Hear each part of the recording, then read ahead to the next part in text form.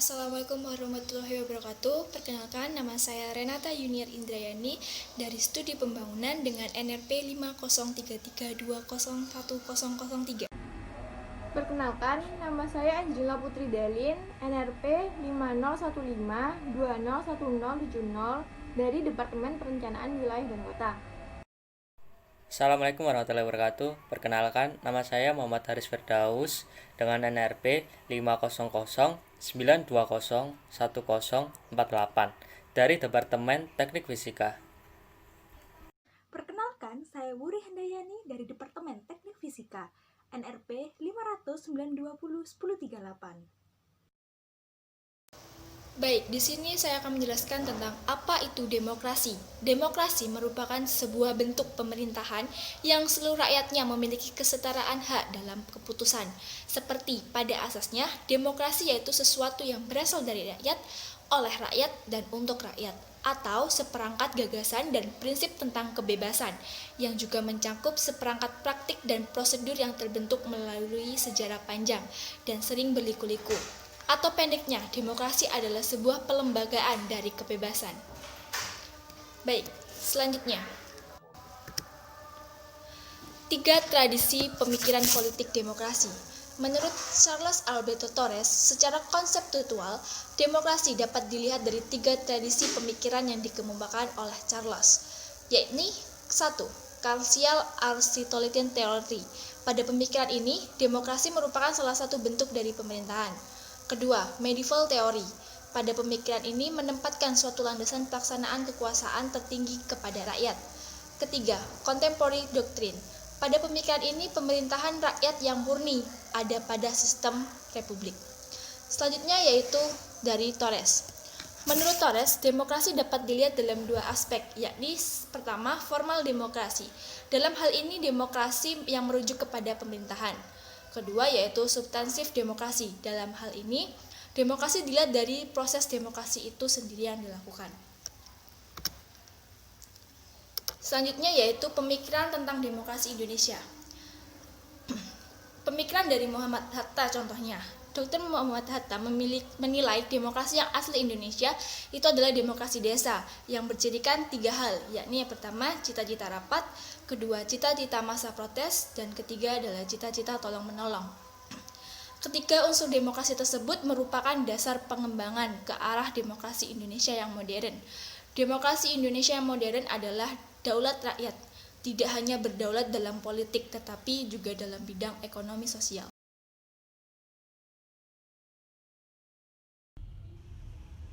Materi selanjutnya yang akan saya bawakan yaitu tentang menanya alasan mengapa diperlukannya demokrasi.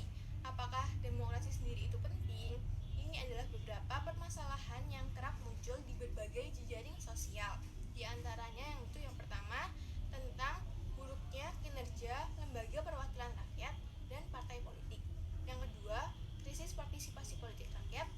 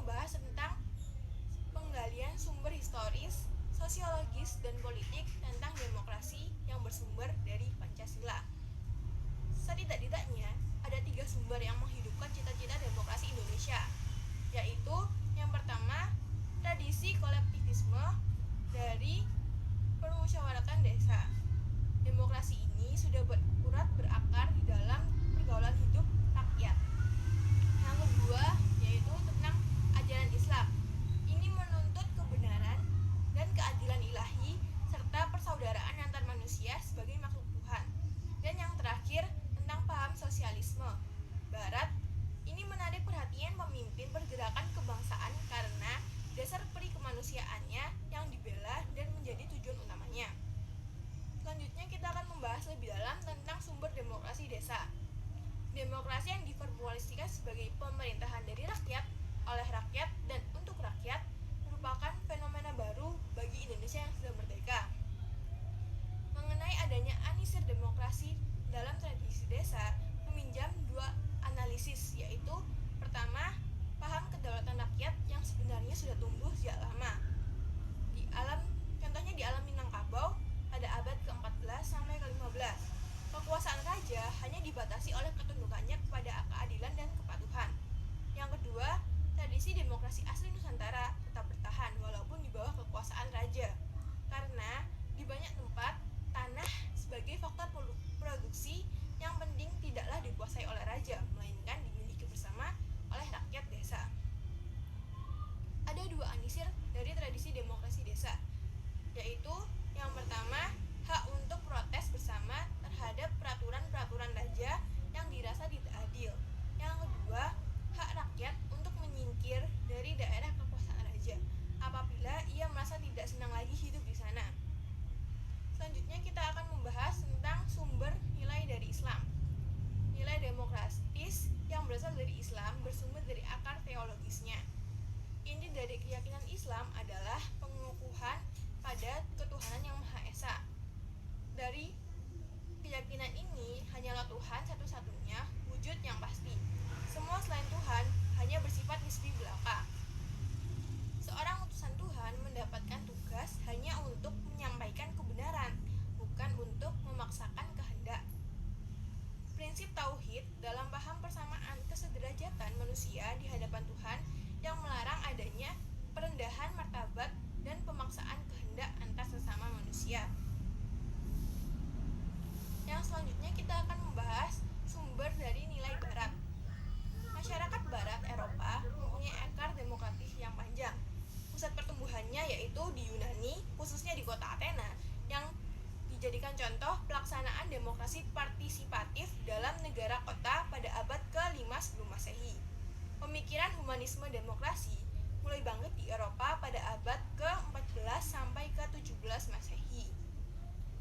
Setelah memberi stimulus baru antara lain dari peradaban Islam dan kehadiran kolonialisme Eropa khususnya Belanda ke Indonesia, membawa dua sisi peradaban Barat, yaitu yang pertama sisi represi imperialisme kapitalisme dan sisi humanisme demokratis.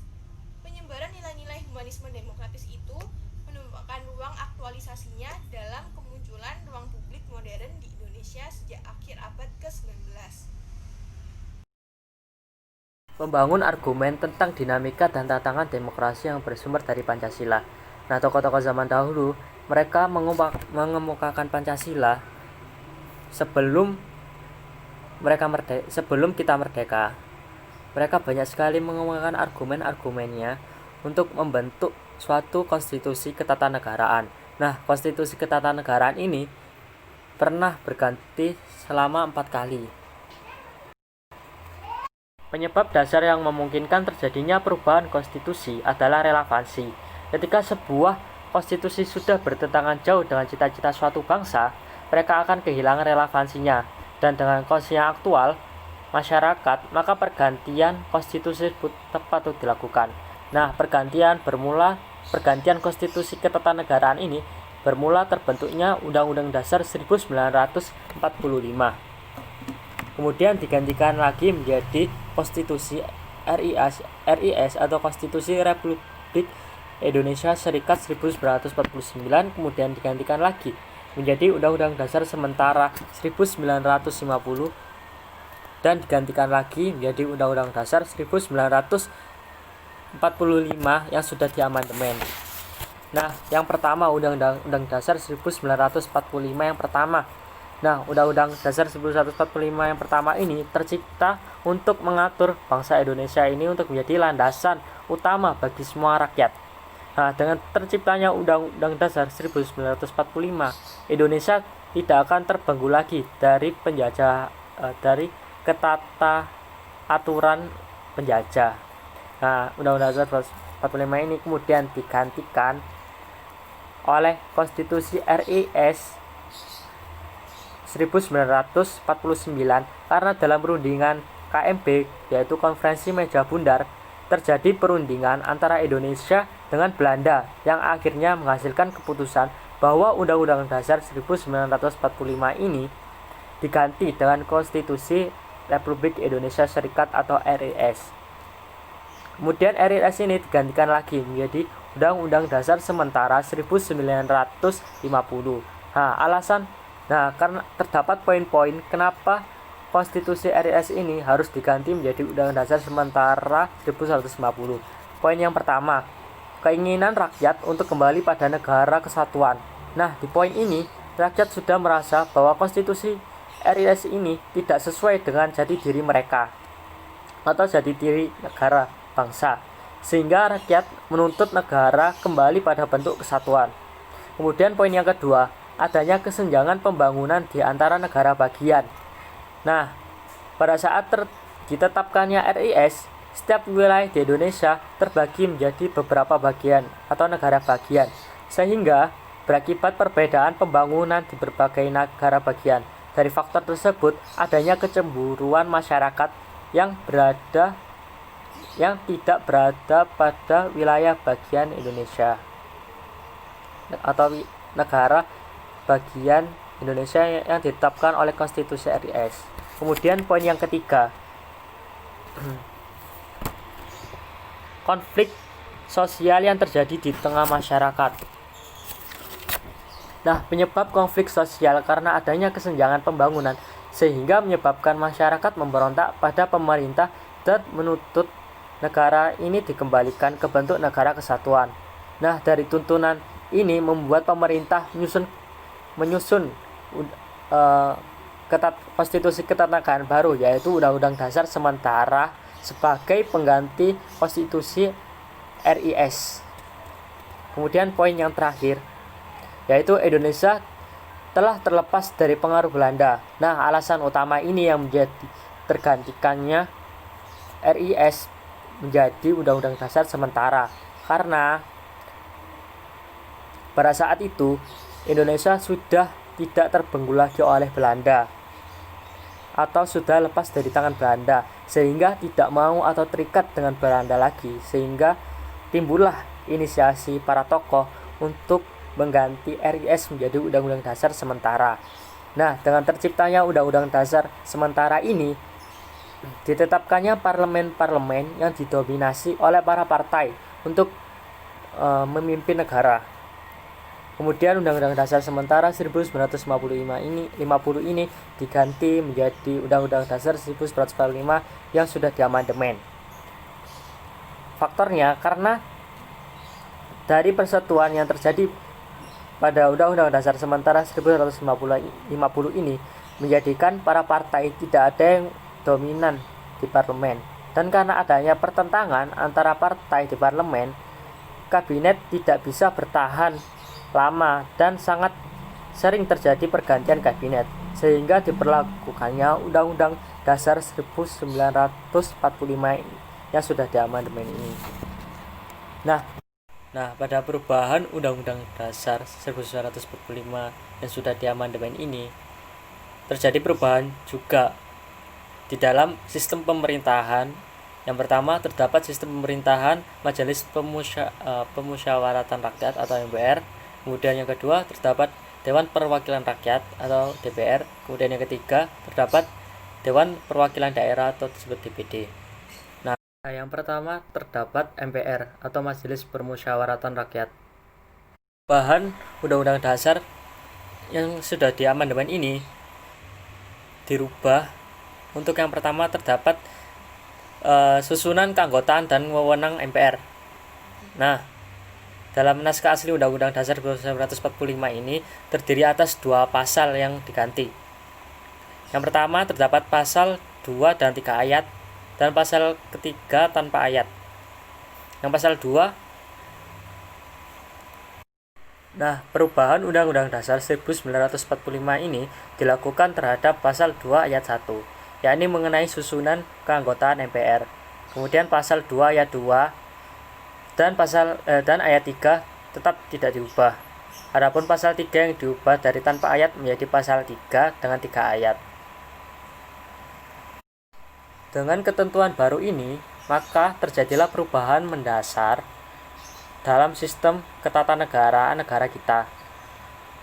Perubahan itu yakni dari sistem vertikal hierarkis dengan prinsip supremasi MPR menjadi sistem yang horizontal fundamental dengan prinsip checks and balance, yaitu saling mengawasi dan mengimbangi antar lembaga negara. Dalam kaitan dengan pemilihan presiden dan wakil presiden secara langsung, timbul kewenangan baru bagi MPR, yakni melantik presiden dan wakil presiden. Yang pertama, timbul kewenangan baru dalam kaitan dengan pemilihan presiden dan wakil presiden, yakni A. Melantik presiden dan wakil presiden dalam pasal 3 ayat 2 dalam Undang-Undang Dasar 1945. Kemudian yang B.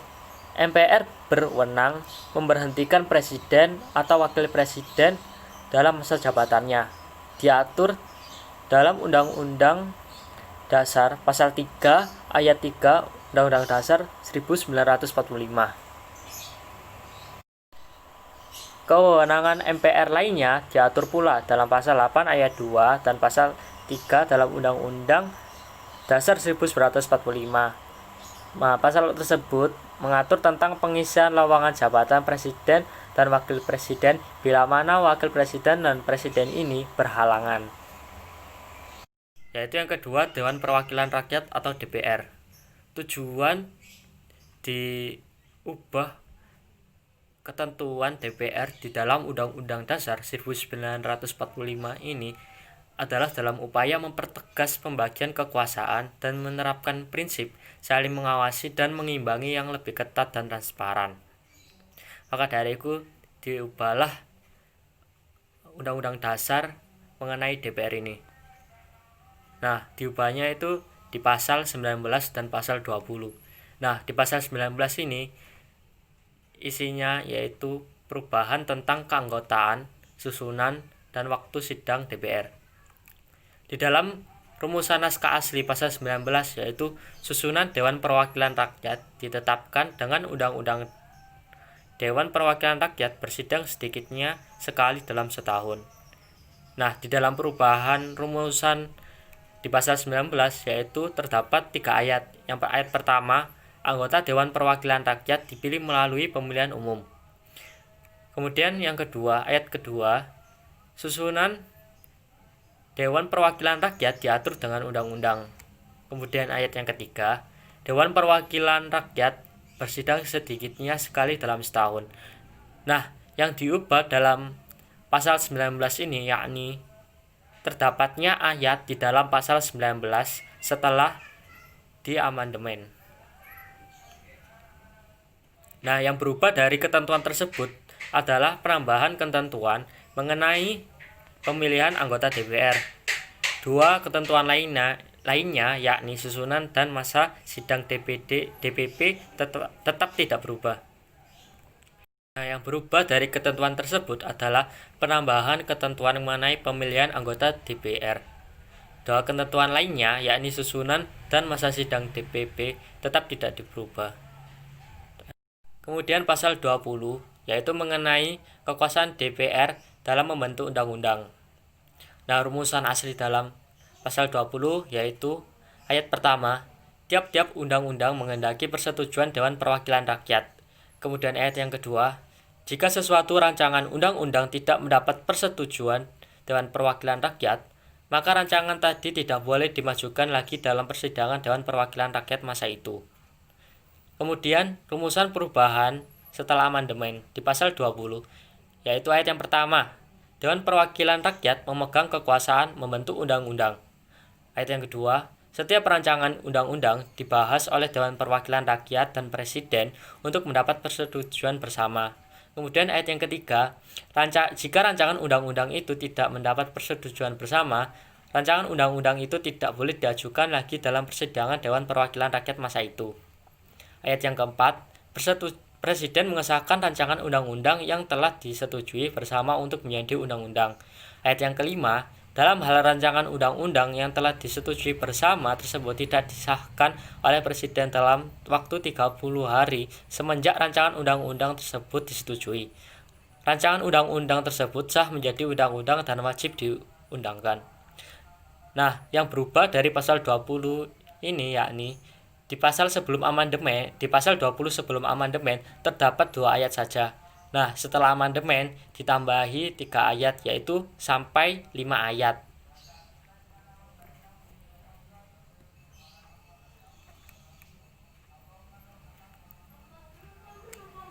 Kemudian ketentuan lainnya yaitu mengenai fungsi dan hak DPR serta anggota DPR lainnya diatur dalam pasal 20A dengan 4 ayat.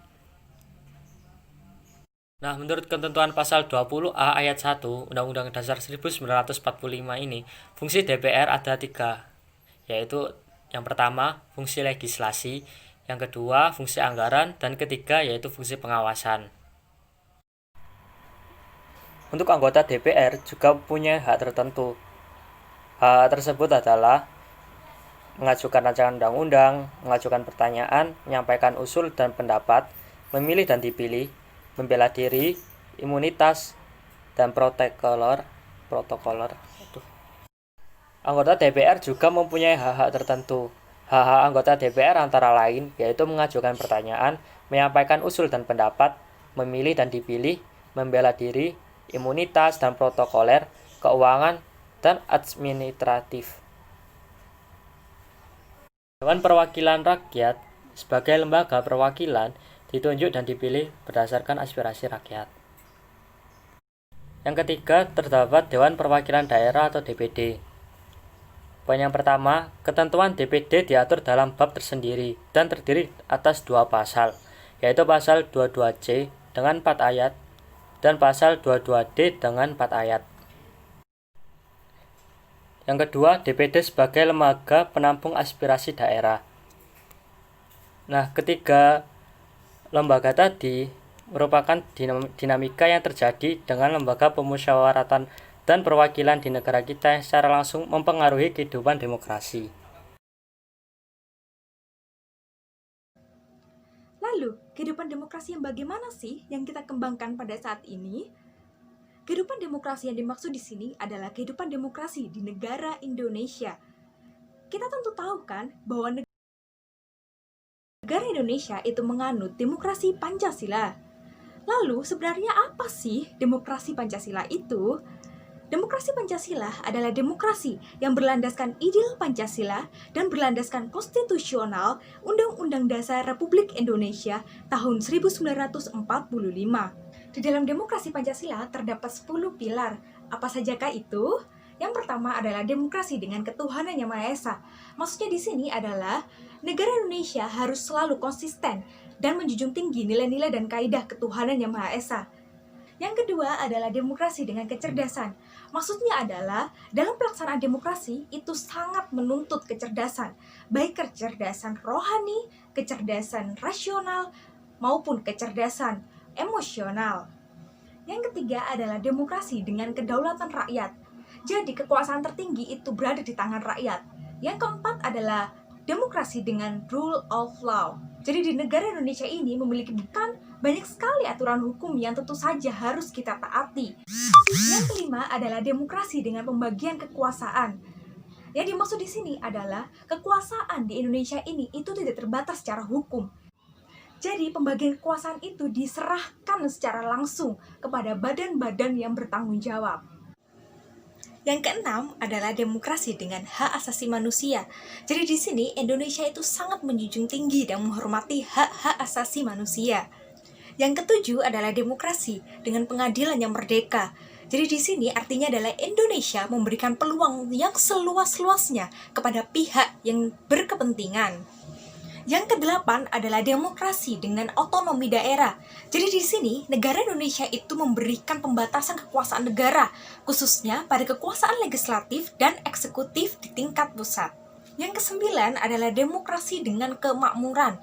Maksudnya di sini adalah negara Indonesia itu sangat berusaha agar bisa membangun kemakmuran masyarakat Indonesia. yang ke-10 adalah demokrasi dengan keadilan. Maksudnya di sini adalah negara Indonesia itu sangat menjunjung tinggi keadilan. Semua masyarakat Indonesia dianggap sama di mata hukum. Lalu mengapa kehidupan demokratis itu sangat penting? Pada hakikatnya, suatu negara dikatakan sebagai negara yang demokratis itu apabila seluruh warga negaranya itu mendapatkan kesempatan yang sama untuk berpartisipasi dalam keputusan hukum. Selain itu, warga negara juga diberikan distribusi pendapatan yang adil dan juga mendapatkan persamaan di mata hukum. Lalu, bagaimana sih penerapan demokrasi dalam pemilihan pejabat negara dan pemimpin politik ini? Jadi sebenarnya demokrasi ini sudah sejak lama diterapkan di negara Indonesia. Demokrasi ini khususnya diterapkan dalam pemilihan pemimpin politik dan pejabat negara. Kita juga sudah tahu bukan, jika demokrasi Pancasila ini sangatlah memegang teguh prinsip yaitu dari rakyat, oleh rakyat, dan untuk rakyat. Jadi sudah jelas bukan, bahwa menurut demokrasi Pancasila ini, kekuasaan tertinggi atau kedaulatan tertinggi berada di tangan rakyat. Jadi tentu saja, hasil dari pemilihan pemimpin politik dan pejabat negara ini itu sudah mewakili seluruh suara rakyat di negara Indonesia.